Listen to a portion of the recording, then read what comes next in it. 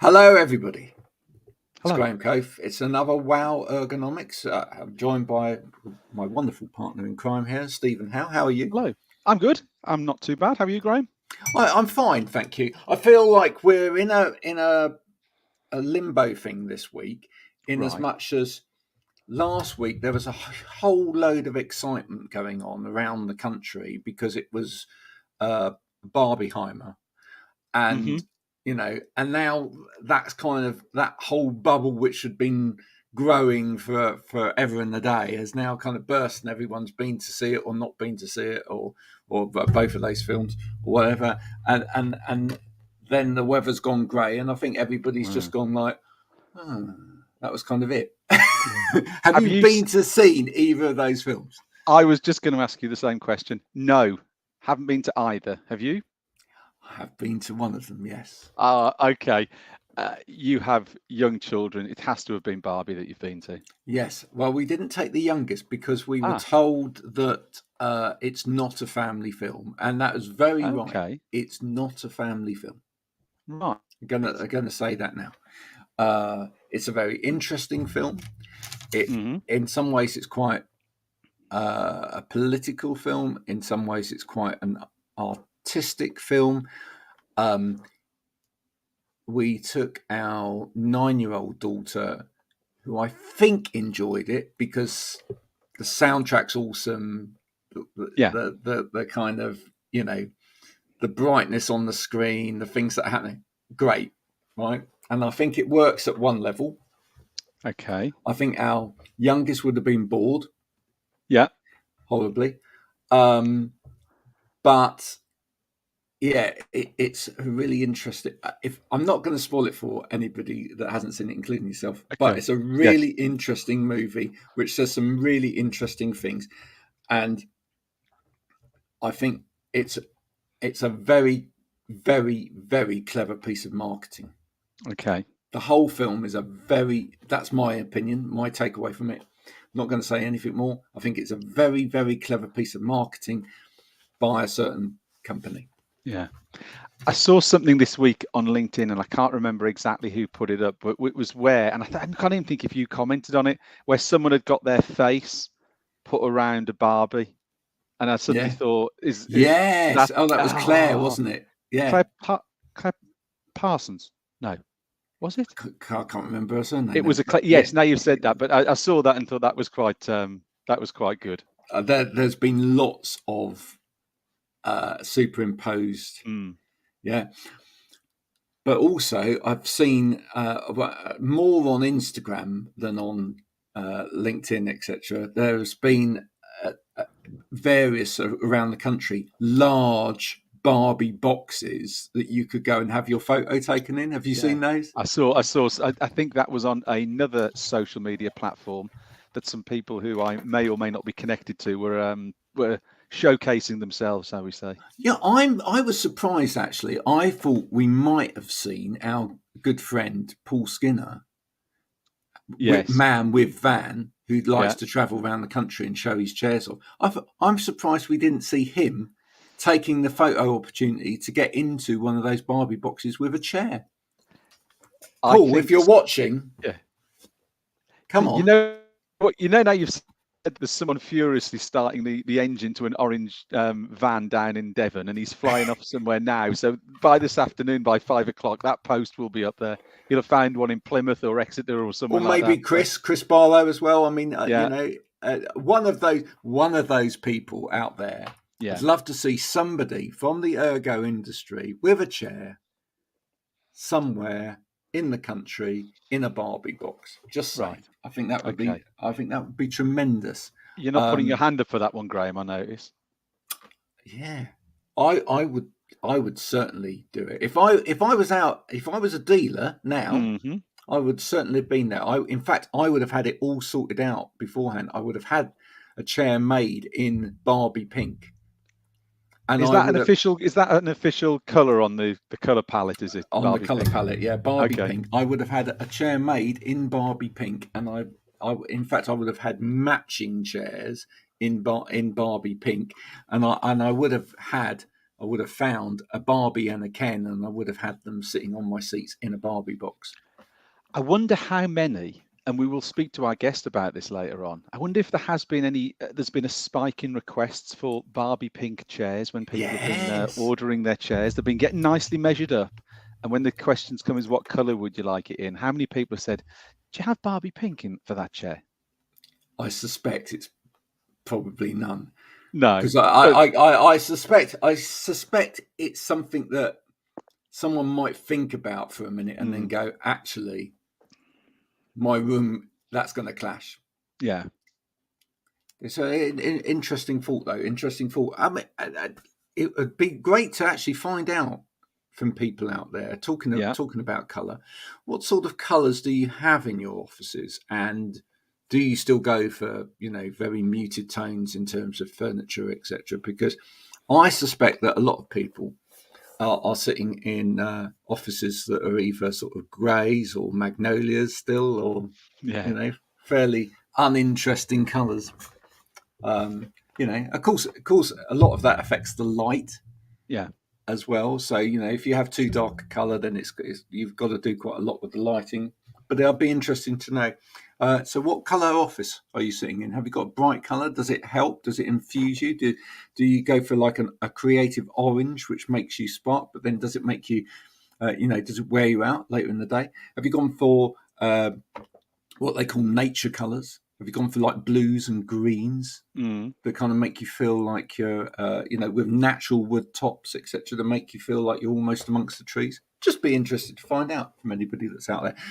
You mentioned our guest. He's coming along, but later on in the day, because, and I'll be honest with you, he's in the middle of a Teams meeting right now. Just because business is business, right? Business. You have to get your business done first before you come and play. But we will be joined later in the day by Andy from Ergochair, who is going to talk to us. We're going to have a conversation about education around office seating and sort of adjustable, good ergonomic furniture, so that we get to the crux of the matter in terms of, if we improve the education at user level, will that actually start to release more money for better quality goods? Because ultimately,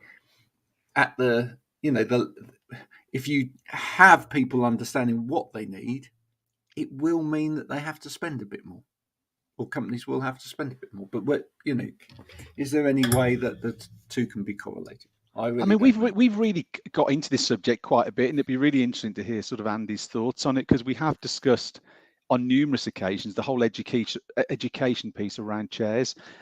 Obviously, we're going to touch on a subject with Andy today, but one of the things we've heard from multiple guests on the show has been, and you will know this from your time going out to see people, Graham, there is still a big fear amongst the users of the chairs as to what they can do to the chair and how to do it and how to get it right for them.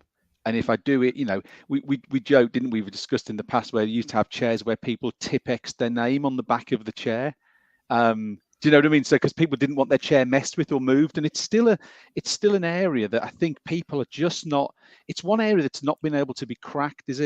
Is to get more people comfortable with what a chair can do and how to adjust it. And if we give them a chair that doesn't suit them, how do they turn that into a chair that does suit them? Absolutely.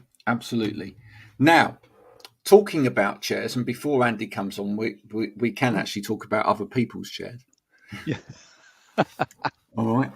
Because something that caught my eye in the week, and I thought this is quite interesting, because we talked about this, remember, in lockdown when we did all of that kind of reactive content, etc., is around gaming chairs. Yeah. Do you remember we had a whole lots of conversations, in fact, around gaming chairs, and it's always been an interesting one for people within the sort of ergonomic sector, because there's kind of been almost a bit of a battle, which is that telling people off for using gaming chairs because of lack of adjustability. However, I've started to read more and more about a lot of the gaming chair manufacturers are beginning to put more adjustments into their chairs to try and make them more ergonomic. And I wish I don't know why I didn't know this, but then I suddenly happened upon it. You remember we looked at the Logitech Throne, which was a massive, great chair, and it had monitors across it as well. Did we do that with Chris Barlow? We did that with Chris Barlow. We did that with Chris Barlow, didn't we? And it was a zero gravity chair, so actually it tipped back, and you could be in almost a supine position. Okay, Logitech have actually got together with Herman Miller. Okay. And Herman Miller, who obviously are a manufacturer of ergonomic seating, and they have done a rebranding or a reversion of the Embody chair as a gaming chair. Okay. Now, I just thought that was quite interesting. I just thought it's quite interesting that actually we're starting to see, on the gaming chair manufacturer side of it, and maybe we can talk to Andy about this, don't know.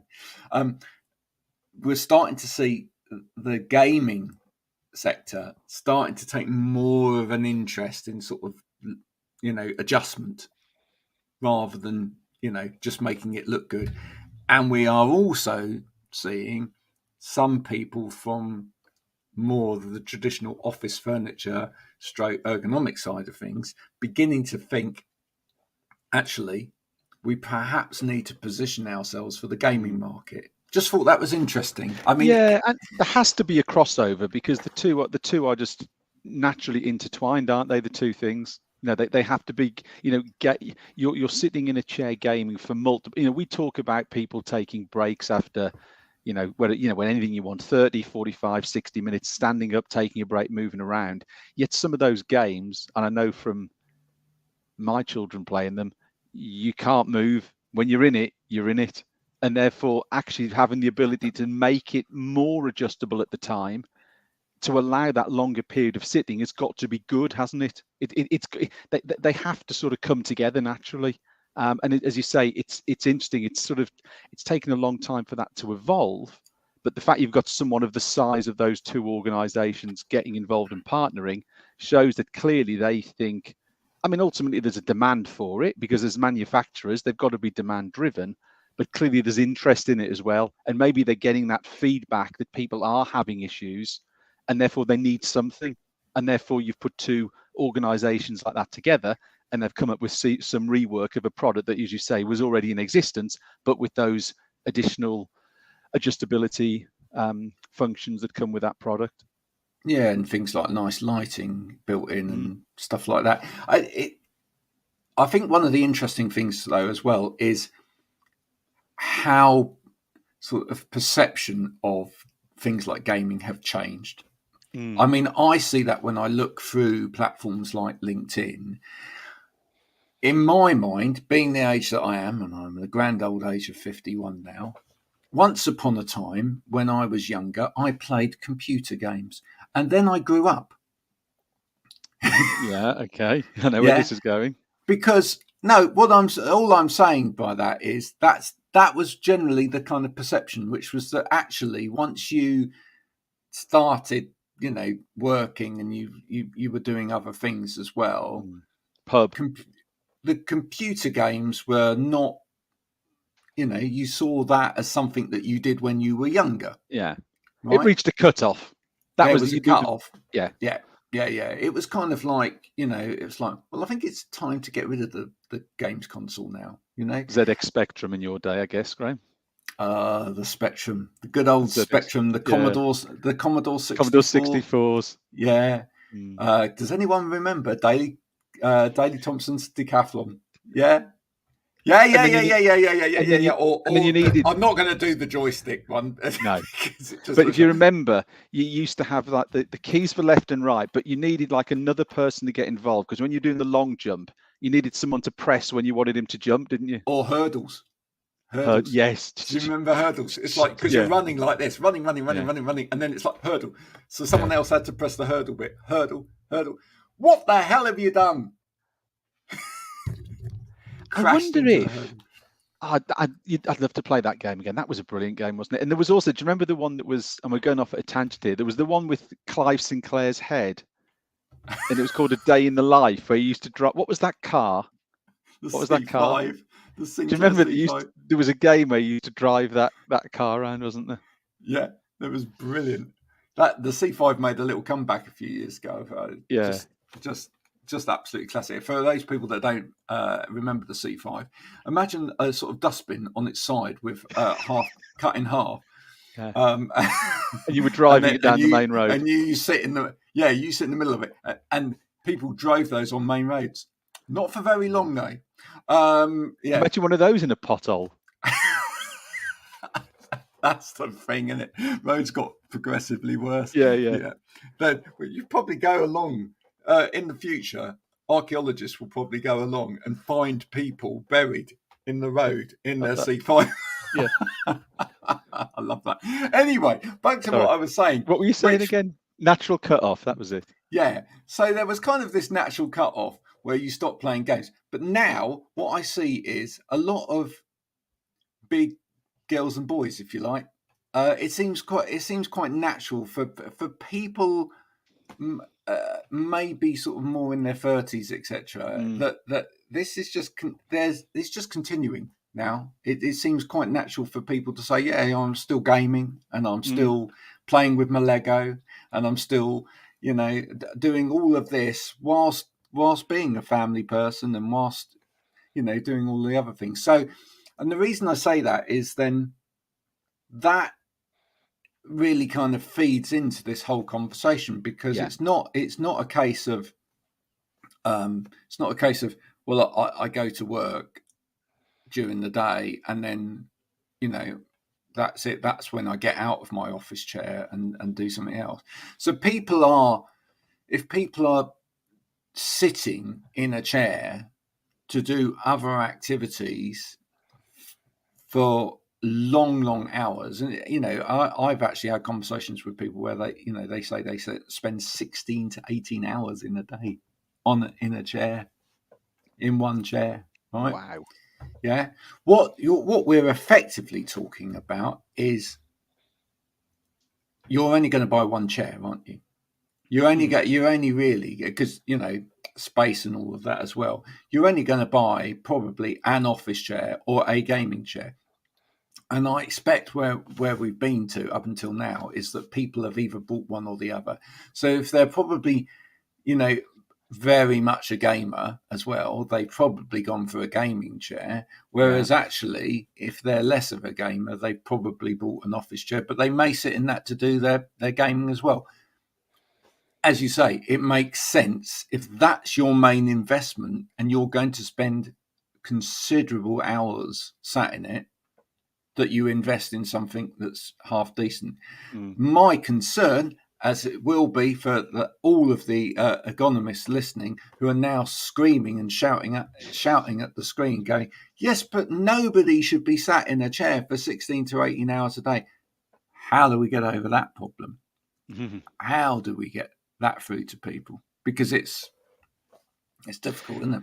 And it makes you then think, and this is again, I'm going to pull on your knowledge of this, Graham, but then we hear about things like 24/7 chairs that exist, and those people who work in, and I recently went down to one of these locations, and it was really interesting to look at it, is those sort of 999 call center handling type areas where that role is 99% of their time is focused on being sat in a chair at a desk, controlling a workstation of multiple screens, etc. So actually, whilst people will have breaks, some of those roles, it's nigh on impossible to do that. So what sort of technology are they taking technology from some of those type of products and bringing them into the normal office office seat? Do you think? How's it working? Is that technology already sort of in existence to a degree with those 24/7 type chairs? Well, I love this subject And the reason I love this subject is because actually, quite a long time ago, I saw what I believe is the answer here. Okay. All right, which is actually, if you look at, I was taken to see some of the Dutch emergency services and the way that they work, and what you get to see there is what they've done is not just evolved the seating, but they've evolved the furniture around it as well. Okay. All right. So, given the fact that these people are sat monitoring and sat there for a long period of time, what they've done is they've developed the workstations so that the workstations aren't flat. And this actually goes back to a conversation that I've had a lot of times with a lot of people. Yes, I agree, Richard. Richard's just said deep fame thrombosis isn't a good look for a 999 ambulance service operator. We'll come back to that in a minute, actually, because that's quite interesting. But what they've done is they've enabled it so that actually the chairs can be sat back at an angle, and then the monitors are angled, the arms are angled, and then actually everything in terms of control and whatever is at an angle as well. Because here's an interesting so not the human adjusting around the workstation, but the workstation adjusting around the human. Yeah. And there's some science behind that, which is actually 90 degrees that we all talk about in terms of people sitting at 90 degrees and whatever isn't necessarily fantastic for people, because there's less pressure on the intervertebral disc at about 132 degrees, which is kind of this kind of angle. Anyway, there was a study in the Times about 8 years ago, and they did some radiographers did it, and they took all sorts of radiography type tests on spine and look at compression loading and everything. And there it was. It's not 90 degrees at all. But I think what's interesting there is that when you look at history, it's going off on another tangent again, but when you look at history, humans didn't ever have flat desks. Okay. Flat desks are a fairly modern invention into human life, right? What we used to have is angled desks. I was just thinking that sloped desks. You used to have sloped desks at school because it encouraged a more upright posture, a bit like your flex desk. Getting a little bit of a product. Thank you. Very good. Very good. Yeah, because it encourages you to sit up and you write, and you naturally don't do this if you've got a slope. Yeah. You sit upright. Keep chest more open. Monks. Thank you very much. Right. Oliver Jones says, I'm always amazed. Nobody puts their bedroom TV on the ceiling rather than on the wall. You can lie in bed and look up. Yeah, absolutely. Absolutely.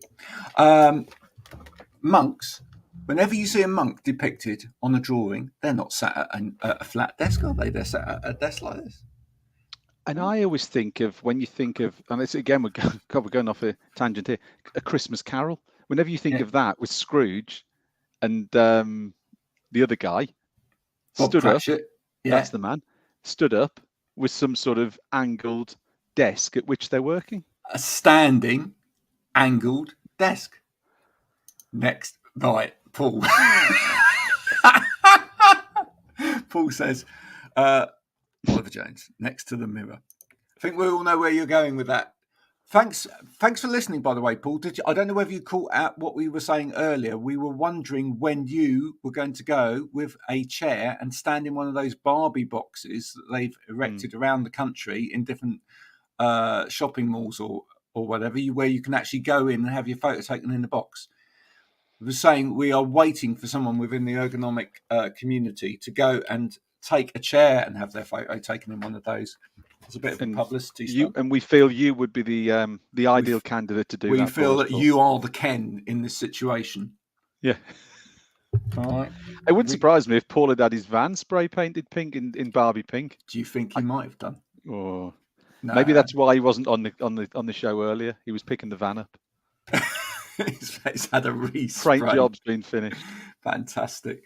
But no, it's interesting, isn't it? It's interesting. We have kind of devolved when it comes to furniture because ultimately what we did was we invented computers, and when we had computers as opposed to things that we write on, which with a little lip, anything with an angle with a little lip, you can hold pen and paper, can't you? You can put your quill somewhere else, but that's fine. But once we went into computers would slide off angles. So modern desking is actually designed around computers. It's not designed around us. There we go. Which is true. Which is true, because if you think back years ago to those radial type desks were built because people had those monitors that went back, and that therefore you don't see those anymore because you don't need that, because the way so as you say, it absolutely reinforces the point you're making, that the change in the computing and the technology has then changed the style and the layout and what the desk actually physically looks like. It's really interesting for anyone that wants to join in this history of ergonomics, or the poor use of the word ergonomics, actually, should we say. Years ago, when I was out and about being a dealer, etc., we used to get asked for radial desks by people saying, "Have you got one of those ergonomic desks?" They didn't say, "Have you got a radial desk?" They said, "Have you got an ergonomic desk?" And the reason being that they said that at the time was that there were certain people within the profession that were going out there and saying, "This is an ergonomic desk." And the reason they were saying that was because, actually, most of the time they didn't realise what they were saying. But the reason they were saying that was there was also a pamphlet that came out at the same time, which was issued by the government, that was talking about depth on a desk. And it was saying because of the CRT monitors, you needed the depth of one of those desks in order to make it safe for you to visual distance to use the monitor, and therefore that was ergonomic. But then we went to flat screens, and the monitor was a mile away. And then everybody started leaning on the desk. Paul says, our guest is right, by the way, my pencils at school were octagonal rather than round to stop them falling off. Of course they were, Paul. That's the best kind of pencil. Right, let's introduce our guest. We need to get rid of La Maison Scène around the outside. Buffalo Girls, go around the outside. And here comes Andy. Hello, Andy. Hello. How you doing? Hello, Andy. The best thing about you coming straight in there, Andy, was you were immediately moving. See, always that active sit. That's what I'm doing. Active sit. Just explain to people before we go into anything else what we mean by active sitting, because a lot of people won't understand that. So, to be fair, as part of our chair, as part of everyone's chair, really, the free flow mechanism, I think, is key. Just to have that ability to, if I'm working, hey, where's the chair? If I'm leaning back, to recline, to go on a Teams call or on a podcast, the chair is essentially, once you've got the tension tuned up to fit what you need, it's doing the work for you. You don't have to stretch forward, do anything with your lower back. Same things when you're going back, you're not really forcing it to go backwards. I mean, I say to as many people as I can, we are a seating manufacturer company, so I'm sure they're fine with me saying this, but if you can get up, there's, and move about every so often, there's not really much better than that. Keep the blood flowing. I'm not one of those people that can sit looking at a screen for 8 hours a day without sort of the eyes just going, oh my God. But the active, so, it can come in so many different ways. The free flow is one that I think is really key. Some people hate it, no problem at all. Why don't we look at we can put, simple things, air cells in the seat, in the back, that are reactive to the way you sit. So a lot of people have dual monitors now. Well, what do you do on a dual monitor? You do reach across. So if you can have air supporting you as you're moving, still giving you that sort of active sit. But to be fair, you can look at it in so many different ways, but end of the day, if you can get the chair being active, you being active, hopefully not just in the working day, but outside of that as well, it's going to be the best thing for your body. I bring it up because it's a very real problem, especially in this country, a very real problem. And I'll bring it back again. This is a conversation we've had loads of times, but I'll bring it back again. I feel part of the problem is actually caused by the industry itself, because quite often someone will have an assessment for a chair. They will then have somebody go to set the chair up for them. And people are like, within that setup process, people believe that there is a positioning within the chair that sets them up correctly. And for life. So, for life, exactly. Yeah. And so you get this kind of thing where when you go to see people, particularly in this country, they go, "Oh, I don't like the movement. I don't like it moving." It's like, but I mean, a lot of the times I find with that is just the education of trust the chair, because people will sit in the chair, and this is why we send the chairs out with full tension on, because if you sit in a chair for the first time, you unlock it and someone goes, "Oh my whoa," immediately. But you've got a lot of times they'll say, "Oh, can you stand behind me?" just so they don't think it's going to flip over. That is the education, because if someone's never done it before, or potentially not had a chair that's as intuitive as others on the market are with the free float, I get it. It's what you're used to. But that's sort of the same thing for any chair. As the manufacturer, we are almost that step away. We've got our brilliant dealers that go out and deal with clients' contracts. But when we end up getting involved, I've been in places that have got the classic office fit out chair, the mesh back looks pretty smart. And I've gone out there because it's just nothing can be done for the clients. They're sitting on a chair and it's way too deep. And you just say, "Oh, have you, because it's multi-purpose, you go, have you pushed the seat depth button in and slid it back?" And they're like, "No." They do it and they're like, "Oh my God, this is amazing." It's like, oh no. So it kind of comes into Oliver Jones' point that he's making here. If they don't like the movement, it's set up wrong. Yeah. And a lot of the time, when you're talking about that kind of length in the seat, it changes the cantilever type position of the body and the weight loading within the seat. So therefore, if your seat's too short or your seat's too long, that pivot point for you is going to be wrong, and it will feel wrong as well. If the tension's not set to your body weight, it's going to feel wrong. That's it. If the tension's too firm, too little, it's not going to do it. It's either going to be pushing you forwards, or it's going to give you no support, and it's going to feel like you're falling out the chair. Yeah. So, there's so many turns on the tension wheel that it really is getting that niche set. I mean, absolutely, the setup is vital, as Oliver said. You've got the other part of the personal interaction with the user, of getting them to buy into the process, I think is quite key. But there's some people do just want to sit prone working.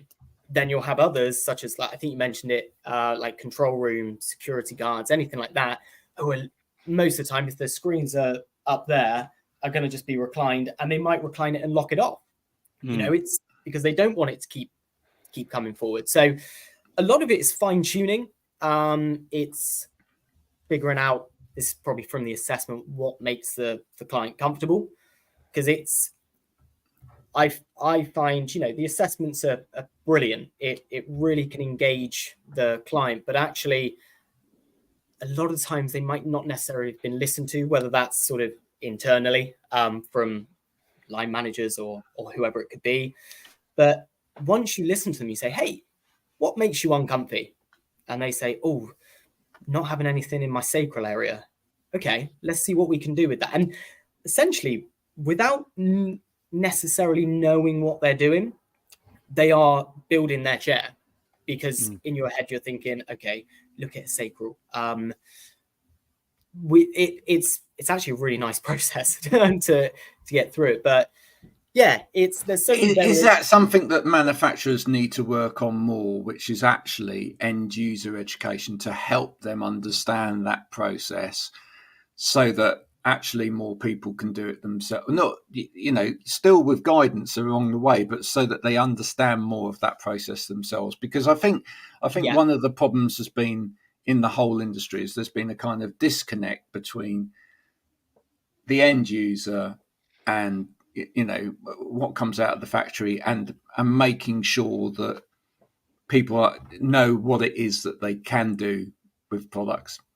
Yeah, I mean, again, there's a few things. We've got brilliant dealers across the country. They do fantastic assessments, delivery, setup, ongoing management.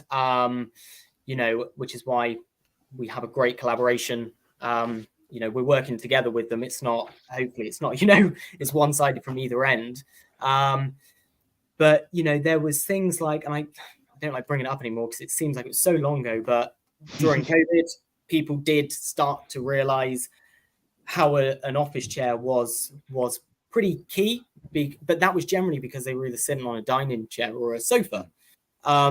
But Andy, that was quite a wake up for a lot of ergonomics, wasn't it? That period we went through. That whole, it was that sort of shock to the system, wasn't it? That people realised what they didn't have and what they actually needed when they were taken out of their, let's say, for example, their office environment had those things. When they were then going home, it made them realise what they hadn't got and what they needed and what they missed. And that then created this sort of knowledge vacuum that people needed to have more information and understand more about it. Talking about more information and understanding things, let's just bring in a couple of the comments, because Richard said, and they have a reasonably comfortable 2-screen setup in my office, but I reckon that as a consequence, my car feels even worse by comparison.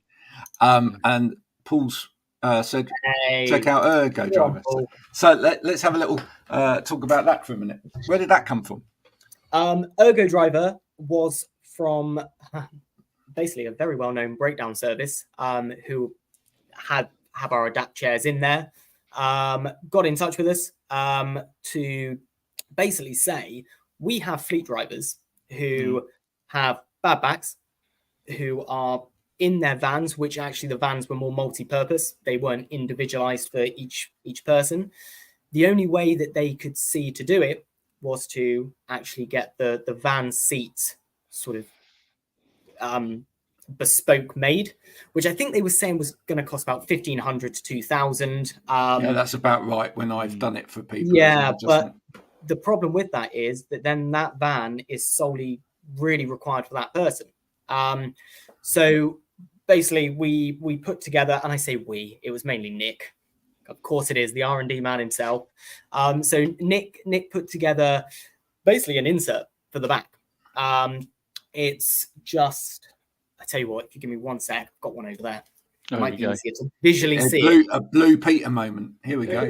Here's what he made earlier. And whilst he's doing that, Andrew's commented as well. Comfort and adjustment are key, but equally is understanding the task being performed and getting the chair to work with the individual. That's absolutely right as well. Thanks to Andrew there. You've got to understand.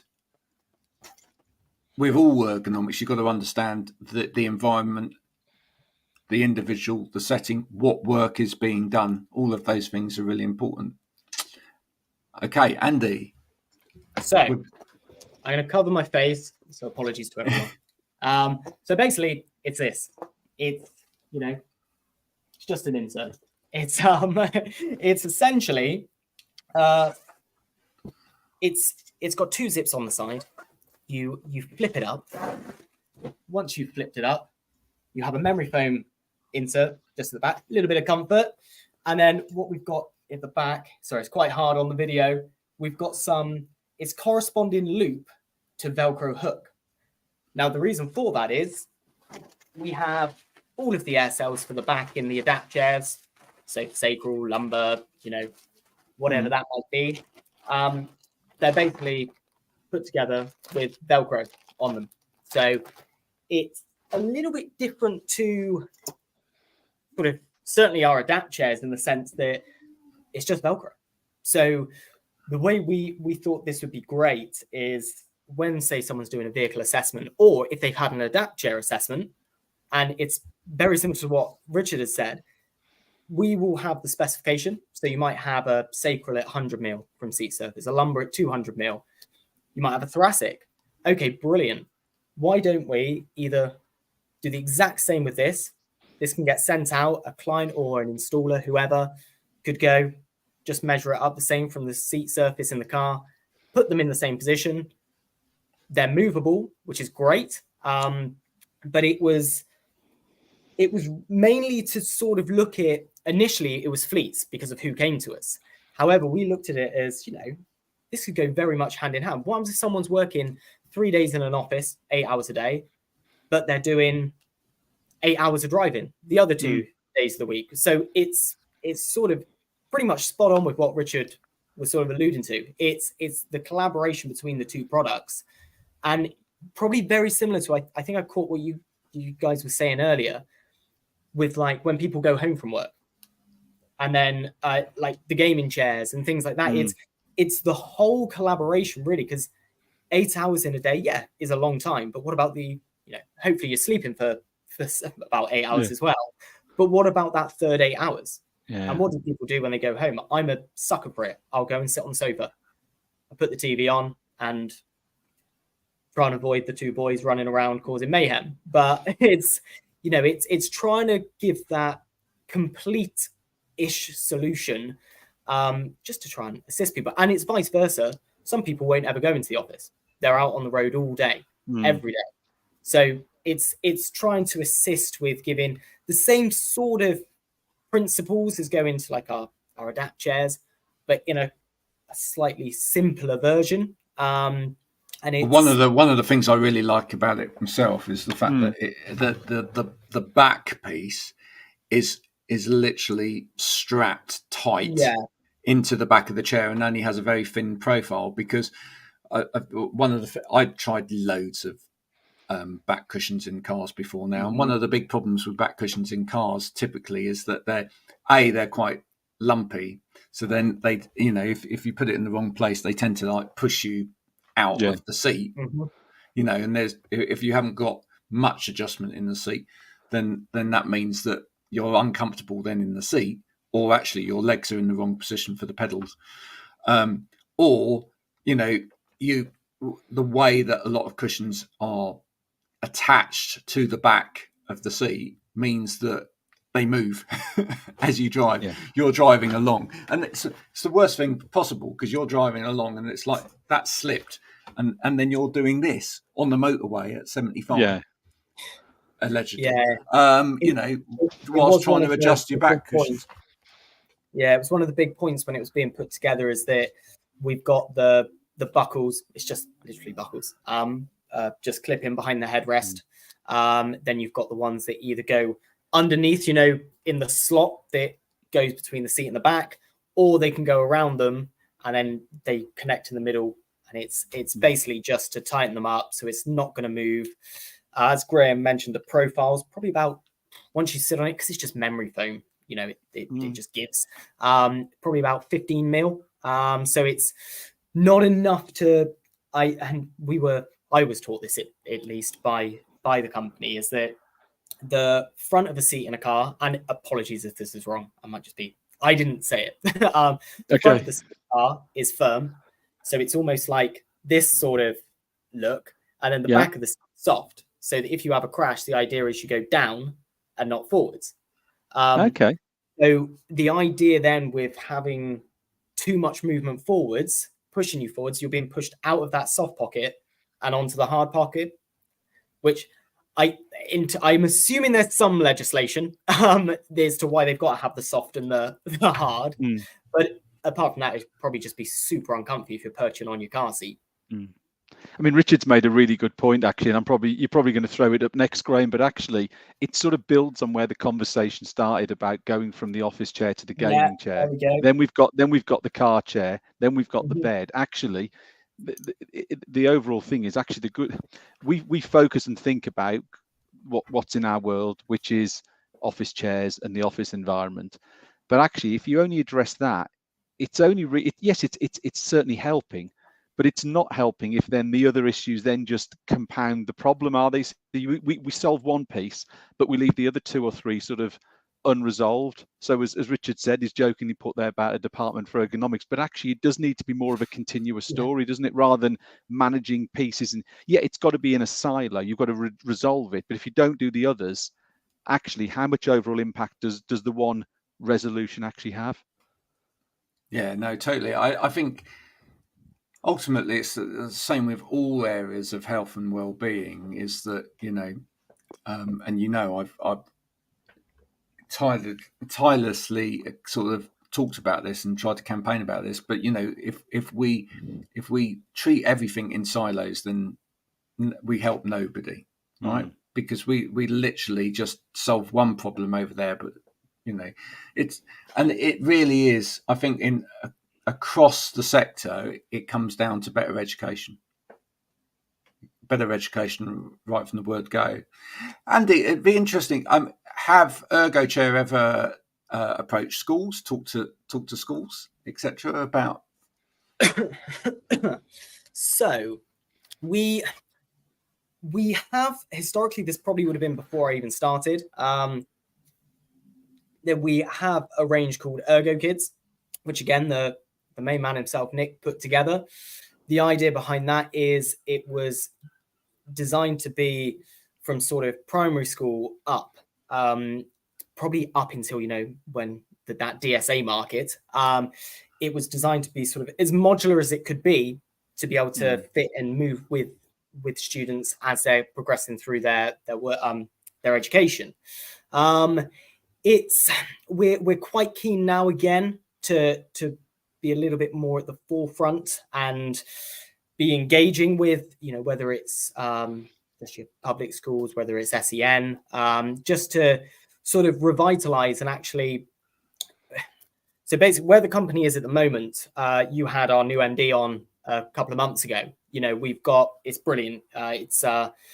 Ben's come from, a technology background, a health and wellbeing app, and, he's got the gym. So he's very keen as well to really establish us as being a bit more at the forefront rather than sort of, I was going to say sitting back. That's probably not the right terminology, but sitting back, yeah. But it's, very good. But in terms of actually being out there and putting our product and what the sort of the philosophy and the mentality behind what we can do and, what others can do as well. It's, there's some great products on the market. And schools are a little bit tricky because there's always going to be that financial constraint. Budgets. But I'm talking more in terms of the educational piece. I mean, I'd be interested to ask both of you. Stephen. Yeah. How old were you when you first even heard the term ergonomics? Oh, gosh.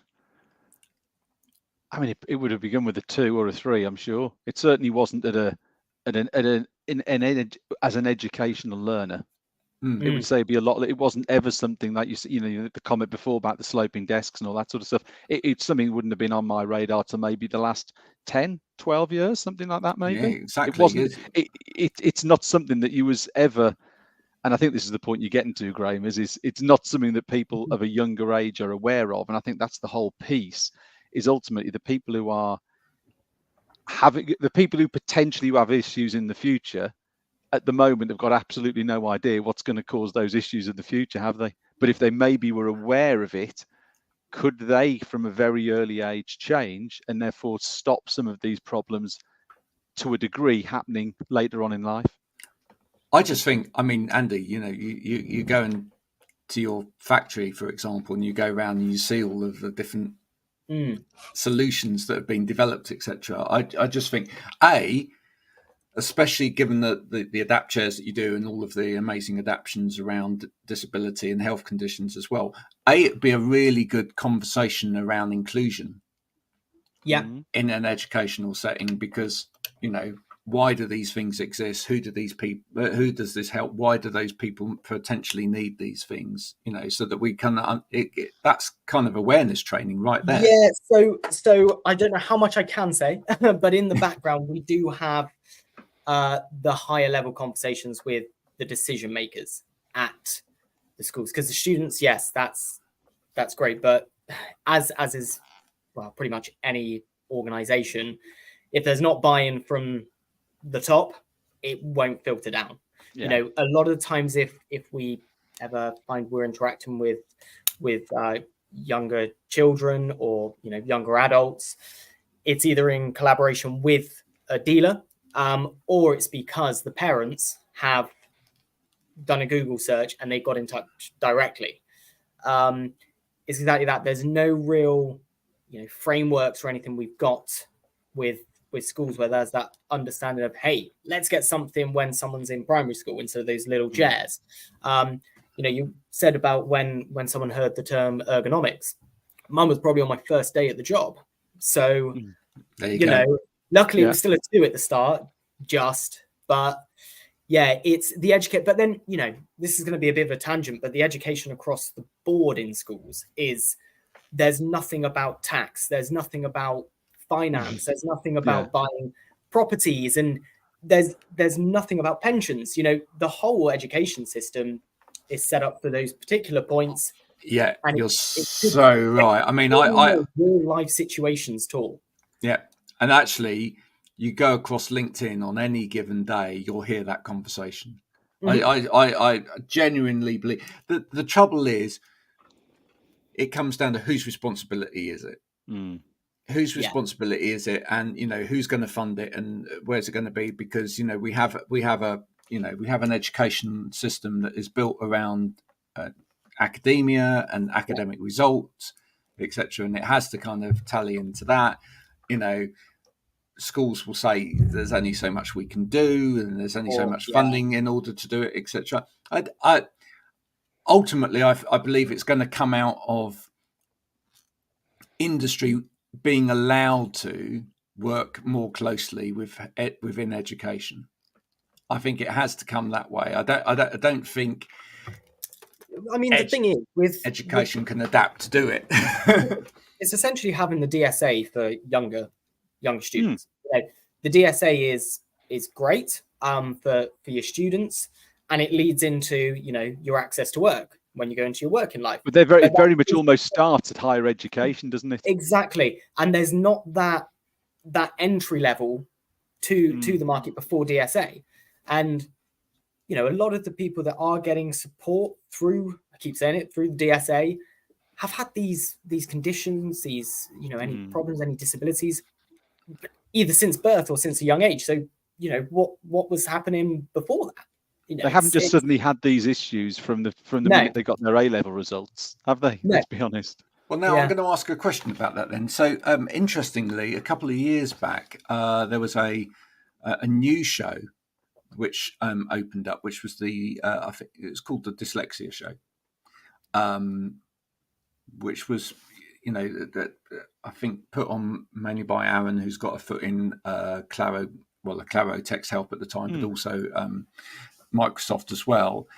And where that's set to make a change in terms of being a type of show compared with other shows that have always existed in the past, was it was aimed directly at parents. Yeah. I just wonder whether there needs to be an inclusion in that kind of show, or an extension of that kind of show in terms of the ergonomic arena, to aim at parents, to go, here's an exhibition where, we're not selling to, so, but actually, you've got a workplace event, haven't you? So it's almost like, is there something before that, before the workplace? Is there just an awareness event where actually you can invite anybody to come to it and go, do you know what? I want to find out what this is all about, so that actually then I can start making a fuss. Because as a parent myself, waiting for an ADHD assessment for my lad, it doesn't happen unless the parent actually is educated and B, driving it. So the education of the parent, or the facilities to educate the parent and let the parent know, there's all of this great stuff available. Now I'm going to fight for it. I want my child to have access. Yeah, I mean, to be fair, we did NADEX, either last year or the year before. Time's just flying. And that's similar to what you're sort of saying, because it was it was the end users, the clientele. That's great. Coming to these shows. I mean, for us being a manufacturer there, it was fantastic to actually see clients, how they were interacting with our products. We don't really ever do that. There's probably always that middle part that was kind of missing. Whether it's maybe it should have been done in collaboration with a dealer, or because unfortunately, when you have a hot lead, as you know in the sales, you want to get on that straight away. If the hot lead is, hey, you need to get in touch with X, Y, and Z, whoever's closest to you, it suddenly becomes a little bit colder because it's down to the person to do something. But that was probably the closest thing, except, the other shows we've done have been facilities managers, health and wellbeing within organizations, or health physios, But yeah, that was the only one that was actually really designed to gear up. And there was all walks there. There was vehicles, mobility vehicles. There was the AT side of the stuff. Us there as a seating manufacturer was probably a little bit different. Very heavily with the wheelchair market, with the mobility.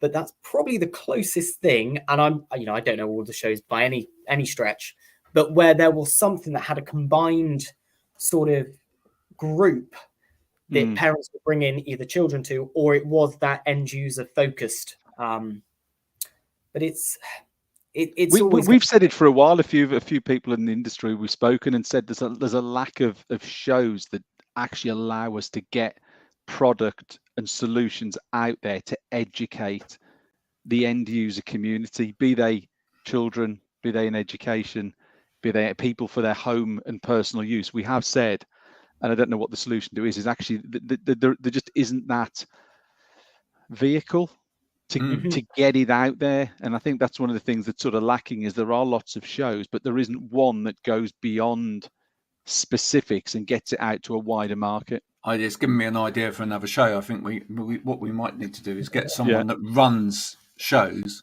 to come on and talk about that whole thing. And are they being creative enough in terms of, putting on a show? Or they're just trotting out the old formulas, and are they just getting the same people that they've always got in, because they signed them up last time, etc. Or actually, do we need to start, just like social media has developed, and actually now people collaborate across different sectors in social media in order to increase their reach? Perhaps we need that in the physical world in terms of shows. Perhaps people need to think about it a bit more of an interesting way and go, actually, if someone's coming to a show, maybe like a homes and garden show, maybe there should be a section on ergonomics over here, because actually, more and more people are working from home. So if you're coming to look for things for your home, where's the ergonomics? Absolutely. No, you're right. You're right. We do need there to sort of break. It's a bit of a glass ceiling, isn't there? I think we had this discussion before a little bit. We're in this bubble where a small number of people have got lots of education around it. But what we need is we have to have more people in that bubble, more people educated about these sort of things, and it's how we do that, isn't it? What have we got? One more comment. What shows do you actually attend? Oh, that's a very good question. Yeah. We're finished on that today. What shows do you both attend at the moment? So that we've both done health and wellbeing, haven't we, Andy? Yeah, we've both been health there. And wellbeing. We've been to the workplace event this year, which is more sort of facilities angle. But that probably, from what I've seen out there, and this could be a case of we could be a lack of knowledge on our behalf as to what's out there, but it tends to be pockets of opportunity and not a wider.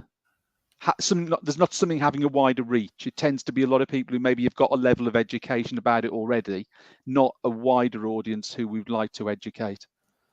Yeah, so we again, workplace events. We've done the OT show, health and wellbeing. Yeah, we've dabbled in the public sector show, which was at the QE2 in London. Of course, NADEX we've done previously. Where we're sort of, these big exhibitions, we've sort of made the commercial decision that we're going to hold off doing them for, a year or so, because it was very much routine. And we're looking at doing these at the moment sort of shows in collaboration with organizations or groups, you know, and that's something that's a little bit of a different path to take. But, you know, an exhibition is a big investment. It takes, you know, the majority of the sales team off of for internal duties for a good few days. It's quite disruptive to a business, full stop. It is disruptive, and you know, it's. I've just seen Andrew put in there the facility show, Blue Light. Yeah, that's one we looked at as well. It's always a good time when you're there. You know, it's great meeting people. The only thing is, as kind of was alluded to earlier, if it's the same thing every single time, it can potentially turn into a bit of just a get together. But for the people in the trade, but first and foremost, there needs to be focus there of, you know, what's your task. Well, like that. Yeah, it's Oliver says we host our own shows. So they've got their own shows. There we go. Yeah, we do. It's not like a podcast or anything like that, but we do. It's not really a show either. Our Easy Spec training days. We did do an assessor day, which was really successful. Oh God, I was actually on holiday, so it's probably a good few months ago. A good few months ago. And it's trying to get things like that, different ways to engage with people, because, you know, ideally if we could get maybe like a roadshow put together around the country, but you know, we are in terms of people we've got here, in terms of our size, we are probably on the smaller side compared to a lot of others in the industry. So it's not, things can then sort of stop. And that's an interesting point, Andy, there. It makes you think, Graham, is some of this the problem, that actually a lot of us who are in this industry, we're not huge organizations, and maybe this is one of the things we've got that hamstrings us a little bit. None of us are huge organizations with pockets that, you know, that are very, very deep, as it were. You know, we're not, you look at the likes of, let's pick names like HP, pick these huge brands that have got huge marketing budgets. A lot of us, you know, Andy's business, my business, some of the guys who've commented, we're not huge organizations with deep pockets, and therefore you have the problem that actually to widen the education is hard, because we don't have the financial clout or marketing to go and do it. So it's a little bit of you're stuck in potentially a bit of a loop is created by that, isn't it, as well? No, I totally agree. I do think this is, and I'm going to finish on here today because we're slightly over time, but Julia's come back, and I was going to throw the question kind of back at Julia as well. It might be worth you engaging with the users with lived experience and ask where they go. I was going to ask the same. Julia and anybody else that's watched or is listening to today's show, where do you go? Where do you go exactly? Yeah, what events do you go to? What events are you going to on a yearly basis? Tell us what you're going to and what benefit you get out of them, and would what we're talking about fit into that kind of show as well? You've got the lived experience of going to those shows, so it'd be interesting to hear. We'd love to hear your comments as this goes out throughout the week. Which exhibitions, shows do you go to? Are they things that potentially people like Andy and Steven could get involved in? Do let us know. And you know, if we get a list, we'll have a look at that list next week. Andy, thank you so much for coming on today. Welcome. Thank you for having me. Thrown in the deep end, doing a demonstration of ergo driving off the cuff, but you know, it came up in the conversation. You did very well to do that. Thanks again to Steven, who's still in his prime there. See what you did there. Do you see that they've actually launched those squidgy toys of the prime bottles this week as well? Yeah, they're in all the arcades. Yep. Oh, right. Don't worry, Steven. Right. I had a prime yesterday. Okay, thank you. There you go. Well, and Steven doesn't drink it. It's just literally. Oh, well, in that case, they're in my massive sponsorship deal I have with them. Just if anyone wants to get a prime, they're in my Tesco's at the moment in a black basket with £2. Hurry up and get one before they go. There you go. So, you know, price has dropped considerably since they first came out. Until next time, this has been Wow Ergonomics. You can catch up with previous versions of Wow Ergonomics at wowergonomics.com. Please do that. If you like it, please do subscribe and share it with your friends. Until next week, Goodbye.